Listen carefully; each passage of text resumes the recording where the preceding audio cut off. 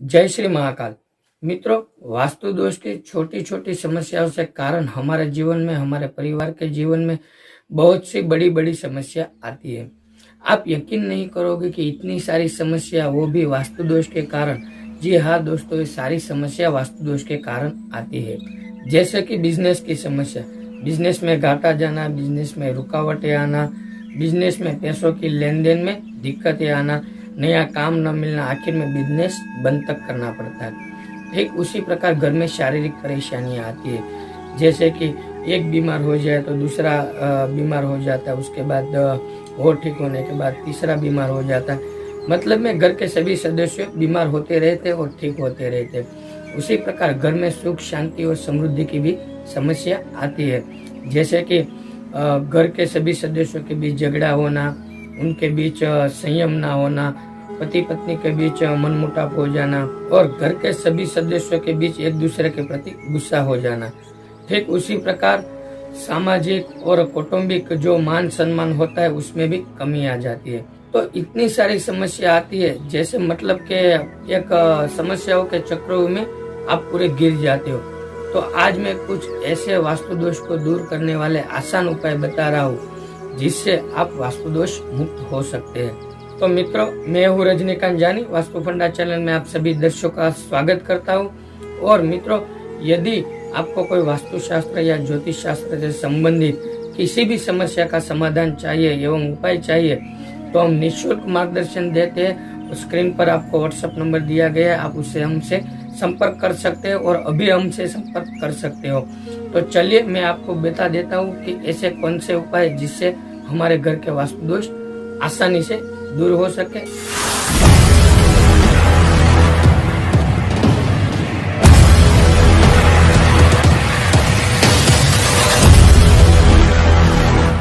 तो चलिए सबसे पहले हम बात करते हैं घर के मेन गेट की, घर के मुख्य द्वार की। तो मुख्य द्वार पूर्व, पश्चिम और उत्तर दिशा में होना चाहिए। इनके अलावा किसी भी दिशा में घर का मुख्य द्वार हो तो आपको क्या करना है, इसका मैं सरल उपाय देता हूँ, खास करके दक्षिण दिशा का।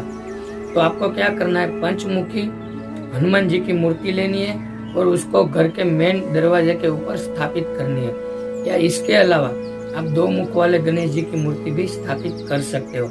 अगर दो मुख वाले गणेश जी की मूर्ति ना मिले तो आप एक जैसी दो गणेश जी की मूर्तियां ले सकते हैं। दोनों को अपनी पीठ से मिला के आप स्थापित कर सकते हो, ताकि एक दृष्टि घर से बाहर रहे और एक दृष्टि घर के अंदर रहे, इस तरह से। तो ठीक वैसे ही हम किचन की बात करेंगे, यानी कि रसोई घर की। तो रसोई घर अग्नि दिशा में होना चाहिए। इनके अलावा किसी और दिशा में है और वास्तु दोष का प्रभाव है तो आपको क्या करना है, तो किचन की ईशान दिशा यानी ईशान कोण, वहां आपको सिंदूरी गणेश उनकी स्थापना करनी है। सिंदूरी गणेश जी की स्थापना आपको ईशान कोण में करनी है। या फिर ऋषि मुनि साधु संत का यज्ञ करते हुए उसकी फोटो हो, वो आपको स्थापित करनी है। ध्यान से समझिए, घर की ईशान दिशा नहीं, सिर्फ किचन की ईशान दिशा। किचन की ईशान दिशा में आपको ये चीजें स्थापित करनी है। उसके बाद जो सबसे बड़ा प्रश्न है जिस चीज का, उसके बारे में हम बात करेंगे। जी हाँ, बाथरूम और टॉयलेट। तो बाथरूम और टॉयलेट पश्चिम दिशा में, दक्षिण दिशा में या नैऋत्य दिशा के आसपास कहीं होना चाहिए। लेकिन यदि कोई और दिशा में है और वास्तु दोष का प्रभाव है तो उसके लिए बहुत ही सरल और सटीक उपाय मैं आपको देता हूँ। आपको क्या करना है, एक कटोरी लेना है और उसमें कच्चा नमक डालना है, जिसको कड़ा नमक भी कहते हैं। वो आप बाथरूम या टॉयलेट में या किसी भी दिशा में, किसी भी जगह में आपको हमेशा के लिए रखना है। आगे हम बेडरूम के बारे में बात करेंगे मित्रों, क्योंकि बेडरूम की वजह से बहुत सारी परेशानियां आती है। पति पत्नी के बीच खास करके बहुत तकलीफें होती है, परेशानी आती है, झगड़े होते हैं। तो बेडरूम आपका पश्चिम और दक्षिण दिशा में होना चाहिए। अगर बेडरूम वहाँ नहीं है और किसी और दिशा में है तो इसका भी बहुत सरल उपाय मैं आपको बता देता हूँ। आप अपने बेडरूम में शांत समुद्र की किसी भी तस्वीर आप वहाँ स्थापित कर सकते हो या लगा सकते हो। और पर मेरा सुझाव ये है कि आप वो तस्वीर आपके बेड के ठीक सामने रखें तो ज्यादा बेहतर होगा। इसके बाद हम घर की सीढ़ियों की बात करेंगे, क्योंकि कंस्ट्रक्शन के हिसाब से सीढ़ियों की और वास्तु दोषों की बहुत बड़ी दिक्कत होती है। तो सीढ़ियाँ दक्षिण और पश्चिम दिशा में होनी चाहिए। यदि यहाँ पर सीढ़ियाँ नहीं है और घर के किसी और जगह पे या किसी और दिशा में ये सीढ़ियाँ है तो आपको क्या करना है। तो इसका भी एक सरल उपाय मैं आपको बता रहा हूँ जो आप इस्तेमाल कर सकते हो। अगर सीढ़ियाँ पश्चिम और दक्षिण दिशा में नहीं है, किसी और दिशा में, तो जिस भी दिशा में सीढ़ियाँ हो उस दिशा का यंत्र आपको वहां स्थापित करना है और यहाँ आपको साथ में पिरामिड भी स्थापित करना है। तो मित्रों, एक कुछ सरल उपाय ऐसे है जिसके इस्तेमाल से आप अपने घर में वास्तु दोषों के प्रभाव को दूर कर सकते हो। और फिर भी इसका प्रभाव दूर ना हो और दिक्कतें वैसी की वैसी रहे तो आपको किसी वास्तुशास्त्री से या ज्योतिष शास्त्र से परामर्श लेने की आवश्यकता पड़ सकती है और लेनी भी चाहिए।